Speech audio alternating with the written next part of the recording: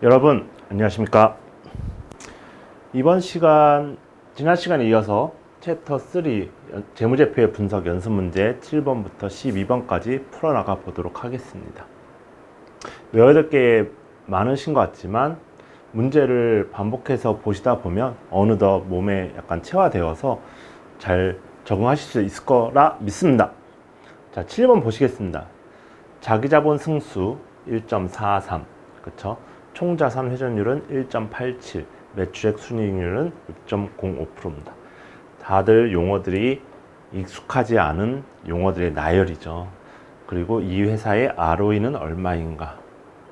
딱 보면 조금 막막합니다. 근데 문제에 주폭항등식이라는 테마가 적혀 있고, 주폭항등식은 한번 떠올리셔야겠네요. 일단 ROE는 결국에는 자본분의 내 자본을 투여했을 때 얼마나 벌 거야?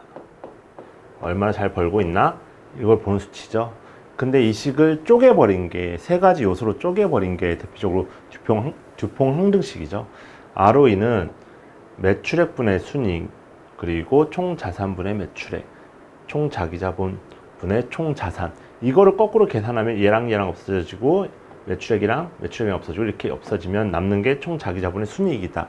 다시 ROE 값으로 오는 거죠. 근데 이걸 구하는데 그냥 자기자본하고 순이익만 이용해서 구하지 말고 다른 정보들이 주어져 있을 때 계산을 해보도록 하여라, 이 문제입니다. 자, 그러면 매출액 순이익률 앞에 매출액이 얼마를 팔면 돈이 얼마나 벌리느냐, 매출액 순이익률 정보, 그쵸? 6.05% 여기 나와 있네요. 그 다음에 총자산 회전율, 저 총자산을 가지고 매출을 몇 번이나 이렇게 일으킬 수 있느냐, 이거 1.87이라고 숫자에 정보에 나. 그러니까 얘가 1.87, 그쵸? 매출액 순이익률 0.65%. 그리고 마지막에 자기자본 승수, 얘가 총 자기자본분의 자산, 그쵸? 총 자기자본 대비 자산이 얼마나 되느냐, 1.43. 정보는 다 있습니다. 이 세 개를 곱하면 ROE는 16.2%다. 계산하는 과정은 숫자 정보를 잘 해석하고 저 정의를 잘 알고 계시다면 딱딱딱 곱해가지고 계산을 하실 수 있을 것 같아요. 주폭항등식에서 잠깐 언급을 드리자면 왜 이렇게 ROE를 쪼개서 구하느냐 봤을 때 어떤 회사가 아니면 옆에 있는 다른 회사 대비 ROE가 좀 더 옆 회사가 더 높은데 라는 생각을 드시면 이제 이런 생각을 하겠죠. 아, 자기자본 승수의 차이인가? 아니면 이 차이인가? 이 차이인가? 그러니까 매출액이 많이 일어나는데 저 옆에 회사가 매출액 대비 똑같이 파는데 돈을 더 많이 버는 거야? 아니면 총 자산 대비 매출액, 저 회사가 자산 대비 더 많이 팔고 있나? 가성비가 좋나? 회전율이 좋은가? 아니면 총 자기자본의 총 자산이기 때문에 쟤랑 나랑 혹시 재무구조가 다른 거 아닐까? 쟤는 부채를 엄청 많이 써가지고 자산을 확 늘리는 거죠. 이 숫자를 확 키워버리는 거죠. 그러니까 타인 자본을 그 부채를 많이 일으켜가지고, 그럼 알고 보면 이런 거에서 회사의 의사결정을 할 수가 있겠죠. 어느 부분이 문제인지 집중적으로 확인할 수 있는 부분에서 이 주폭항등식은 좀 중요한 부분입니다. 다음 문제, 중요하다고 하니까 바로 또 8번에 나왔네요. 매출액 순이익률 5.8% 나왔고, 총자산 회전율 나왔고, ROE는 13.85다. 오히려 이거는 그 다음에 자기자본 부채 비율은 얼마인가 거꾸로죠. 그쵸? 원래는 아까 앞에 식에서 매출액 순이익률과 총자산 회전율, 그리고 얘가 나왔을 때 ROE를 구하는 게 문제였는데 이번에는 ROE가 주어졌습니다. 그쵸? 그리고 매출액 순이익률 나왔죠. 주어져 있고, 그 다음에 총자산분의 매출액, 총자산 회전율로 1.75로 나와 있습니다. 그럼 여기서 1차 방정식처럼 푼다고 하면 자기자본 승수를 계산을 거꾸로 해주면 얘가 1.364, 그쵸? 계산값이 이렇게 나오고, 자기자본 승수에 대해서 자기자본분의 자산은 이거를 식을 쓱 옮기면 그냥 자본이라 하겠습니다. 자본분의, 그쵸? 자본 총자산이 더하기 부채, 이 식은 1 더하기 자본분의 부채가 되니까 여기서 이 값이 1.364라는 얘기입니다. 그렇다면 1을 빼주면 부채 자기자본은 0.364라는 계산이 나오죠.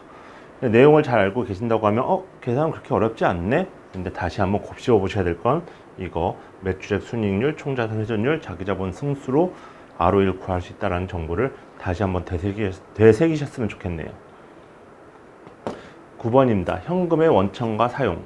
요번에는 이거 재무상태표의 변동이죠. 그쵸? 재무상태표에 변동이 일어났는데 이게 현금이 들어온 거야 아니면 쓴 거야 라는 구분을 하는 겁니다. 근데 여러분 이거 약간 팁을 드리자면 여기 자산이 있고 부채 자본이 있을 때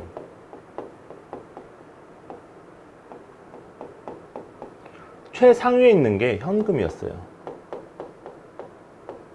그리고 그 외를 다 그냥 현금 외 자산으로 보는 겁니다.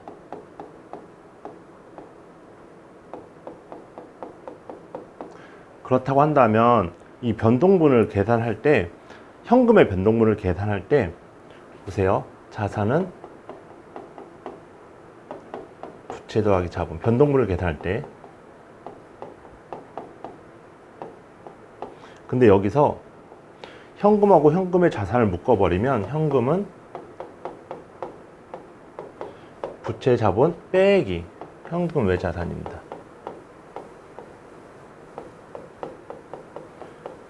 그렇다면 이 변동분을 고려를 할 때 현금의 자산의 변동분은 부호가 마이너스이기 때문에 그냥 마이너스라고 생각을 하시면 돼요. 그리고 나머지 부채나 자본 쪽의 현금 변동은 그냥 이 방향과 같다. 이렇게 생각하시면 보세요. 재고의 감소는 현금 외 자산의 감소잖아요. 이거 현금 외 자산의 감소이기 때문에 이거는 현금을 증가시키는 요인입니다. 그렇죠? 매입 채무 이건 뭐죠? 부채 쪽의 감소이기 때문에 같은 방향, 현금의 움직임과 같은 방향 이걸 고민하시면 그 다음에 지급 어음의 증가 이거는 부채의 변동, 부채가 증가했네요. 그렇다면 현금의 증가, 부채가 증가했으면 이거에서 현금도 증가. 그렇죠? 매출 채권 증가, 현금의 자산 얘가 증가하였으면 이 마이너스가 앞에 있기 때문에 얘는 감소 요인이 되겠네요. 이런 식으로 계산을 하면 증가는 현금이 증가한 원천 그리고 현금이 감소할 때는 돈을 썼다는 얘기죠. 그렇다고 한다면 그 현금은 증가했는가 감소했는가를 보시면 여기 현금적인 요소를 정리해놨기 때문에 숫자 그대로 증가한 부분 415 얘는 증가 얘는 마이너스 지급어음 증가는 현금 증가 그리고 매출채권의 증가는 현금 감소라고 했으니까 마이너스 이 식을 4개를 더해주면 185만큼 현금이 증가하였습니다. 그리고 원천과 사용으로 구별하면 이거죠. 증가한 부분은 원천, 감소한 부분은 사용이라고 정리하시면 될 것 같아요. 그러니까 이거 재고의 감소가 현금을 늘린 요인인가? 떨어뜨린 요인인가? 뭐 매출 채권, 매입 채무 이런 것도 좀 헷갈리는데 아까 현금은 이거 현금과 현금의 자산으로 한 다음에 이 식에서 이항을 시켜버리면 앞에 마이너스가 붙는 부호가 붙는 걸 이용해서 증가한 부분에 대한 그 부호를 조금은 명확하게 보이실 것 같다는 생각이 듭니다. 잘 활용해 보시고 헷갈리지 않았으면 좋겠습니다. 10번입니다. 평균 매입 기간의 계산. 그렇죠? 매출 원가는 75,000불. 그렇죠? 연말에 외상 매입금은 18,000. 그렇죠? 이거는 보통 그거죠. 뭐 교재도 나와 있지만 회전율이 4.08. 그냥 원가에다가 매입금을 나눠주면 4.08이 나오는데 회전율 관련해 가지고 제가 계속 말씀드리는 거는 이거를 365로 회전율을 나눠주게 되면 회수 기간이 나옵니다. 89.41. 이 말은 뭘까요? 제가 외상 매입을 했을 때 이 돈을 갚는 기간 얼마나 걸리냐? 89.41. 이 정보가 있다고 하면 제가 만약에 덱스터사에 돈을 빌려줄 때 어떤 생각을 하겠나요? 제가 외상으로 뭔가 저쪽에 팔 텐데 얘네들이 돈을 언제 갚을까 대한 개념이 있어야 되겠죠. 근데 평균적으로 89.41이 나온다. 그러니까 재고자산 회전율도 그렇고 매출채권 회전율도 그렇고 결국에는 회수기간이 얼마가 되느냐에 대한 수치를 알기 위해서 저는 오히려 회전율을 한번 구하고 그걸 360으로 나눠서 이 정보가 약간은 더 중요한 개념이 아닌가라고 생각합니다. 그래서 항상 같이 다녀야 되는 이슈인 거고요. 그래서 개념, 일단 돈을 빌려주면 이거죠. 무엇을 의미하는가? 이 문제에서는 무엇을 의미하는가? 돈을 빌려줬을 때, 외상으로 줬을 때 89.4일 정도 지나면 돈을 받을 수 있겠구나 생각하고 외상으로 매출을 하는 거겠죠. 그러니까 수식도 중요하지만 이 개념을 알고 보시면 약간 문제 푸는데 좀 도움이 되실 거라 생각합니다. 11번 EV EBITDA 비율을 계산하라는 겁니다. 그쵸? EV 영업용 자산의 가치. 그쵸? 이거는 시가총액에다가 부채를 넣어가지고 현금을 빼줍니다. 이거 보면 약간 이걸 순부채라고 볼 수 있겠죠. 그쵸? 느낌이 저겁니다. 일단 자산은 부채 더하기 그 자본인데, 그쵸? 일단 현금 가지고 있는 거는 다 빚을 갚고 남은 걸로만 하자. 남은 걸로만 하자. 이게 현금 가진 걸로 부채를 떨궈 놓고 순부채를 계산한 다음에 시가총액하고 이걸 가지고 이 회사의 기업 가치를 평가하는 거, EV입니다. 그렇죠? 이렇게 돼버리면 문제가 시가총액이 나와 있고 부채가 나와 있고 현금이 나와 있기 때문에 현금에서 일단 순부채를 빼주면, 부채에서 현금을 빼주면 순부채를 계산하고 시가총액에 더해주면 이 회사의 EV가 나오겠죠. 91만 2천이네요.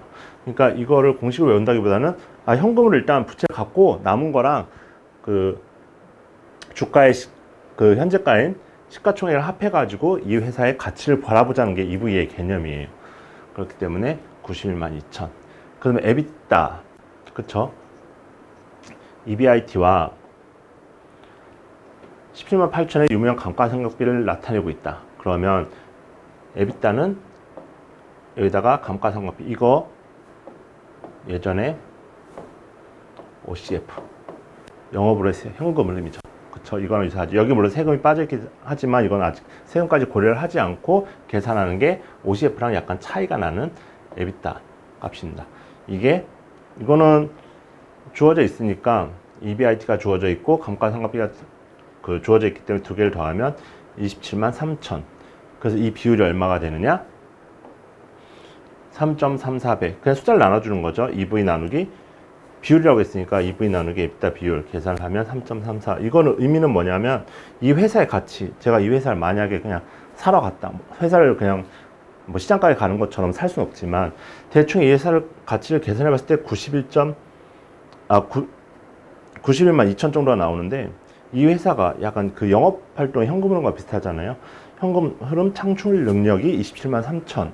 그리고 3.34배다. 그럼 이 회사를 가지고 이 회사는 지금 영업활동을 현금을 일으키는 거에 한 3배 정도를 주면 살 수 있겠구나라는 생각, 아니면 이 회사의 가치가 돈 버는 거, 영업활동만으로 돈을 버는 거에 한 3배 정도 가치를 평가받고 있구나라는 생각인 거죠. 그러니까 이 가치, 이것도 이렇게 비율적으로 나온다는 얘기는 저겁니다. 그 회사의 규모와 상관없이 이 회사가 고평가되는가 저평가되는가 상대적으로 봤을 때 이 비율을 가지고 있으면 그 용도가 굉장히 좋습니다. 마지막 12번입니다. 자기자본 승수와 자기자본 순이익률. 자기자본 부채 비율 0.63. 그렇죠? 총자산 수익률은 ROA겠죠. ROA가 8.4%. 총 자기자본은 64만 5천. 뭔가 정보가 깔끔하지가 않죠. 숫자 막 다양한 정보가 나와 있고 갑자기 자기자본 승수의 값을 구하고 순이익도 구하고 자기자본 순이익률을 구하여라. 교재에 나와 있는 공식들을 자유자재로 활용할 수 있느냐의 문제입니다. 익숙하지 않으시다면 저는 교재를 펴놓고 하나둘씩 찾아보면서 푸시는 것도 좋은 것 같아요. 자기자본 승수, 그쵸? 자기자본분의 부채, 이렇게 되는 거죠. 이게 0.63이다. 이거는 항상 요 식과 같이 다니죠. 그쵸? 총 자산은 자기자본과 부채의 합이다. 이걸 알고 있기 때문에, 그러면 총 자산은 여기서 보시면 이거 살짝 바꿔주면 부채는 0.63 곱하기 자기자본 곱하기 자기자본. 그렇기 때문에 이 식을 자기자본의 1 더하기 0.63으로 바꿀 수가 있을 거고, 그렇다고 하면 1.63배에다가 1.63 곱하기 자기자본을 하면 총 자산이 나오겠구나. 그럼 자기자본 승수는 당연히 자기자본 나누기 총자산 나누기 자기자본이기 때문에 1.63 여기서 쉽게 계산되는, 그러니까 이것만 알고 계시다면, 그 전에 이것만 알고 계시다면 이렇게 순서로 이렇게 갔다가 이렇게 내려와서 계산하시면 1.63배가 나온다. 그 다음에 저는 문제보다 순이익이 먼저 눈에 보여서 순이익을 풀어버렸는데요. 여기서 보면 총자산 순이익률이 ROA, 그쵸? 이게 총자산 곱하기 순이익입니다. 근데 그럼 순이익은, 그쵸?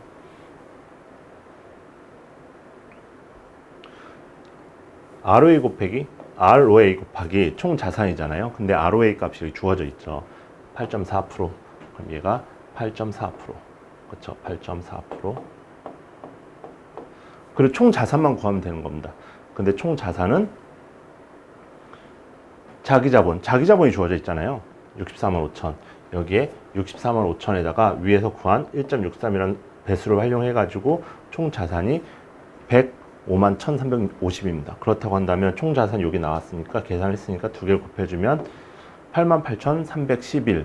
그러면 순이익은 구했고, 순이익이 구했으면 마지막 자기자본 순이익률은 ROE를 구하라는 얘기인데, 바로 위에 순이익을 먼저 구해놨기 때문에 ROE는 자기자본 값이 나와 있잖아요. 그럼 순이익 나온 값에다가 자기자본 64만 5천 나누면 14.69입니다. 이게 아마 그래서 자기자본 그 순이익률까지 구했는데, 제가 생각할 때 이 문제는 제가 순서를 바꾸긴 했지만 아마도 자기자본 순이익률을 먼저 구하고 그걸 활용해서 다른 식을 이용해서 순이익을 구하라는 문제였던 것 같아요. 근데 여러분, 이 식을 돌고 돌다 보면 어차피 자기자본, 부채, 총자산, 뭐 그리고 총자산 수익률, 그리고 뭐 총자기자본, 자기자본 부채 비율, 요것들에 계속 그 돌아가고 있는 거기 때문에 돌아가다 보면 다른 방법으로 또 다른 방법으로 구할 수도 있을 것 같아요. 이 정보를 가지고.